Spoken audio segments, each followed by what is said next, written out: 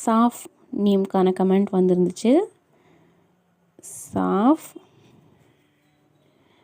Pure, clear எது வேணால் வச்சுக்கலாம். க்ளீன் கூட இருக்கலாம். சா அக்கு வச்சு இப்போ வச்சா அந்த இஃப் சவுண்டுக்காக சாஃப், தூய்மையான, சுத்தமான எது வேணால் நீங்கள் வந்து எழுதிக்கலாம், வச்சுக்கலாம். இன்னொரு சாஃப் கூட இருக்குது. அது வந்து சா அஃப், அதுவா இதுவான்னு சொல்லி கிளியராக கமெண்ட் பண்ணுங்கள்.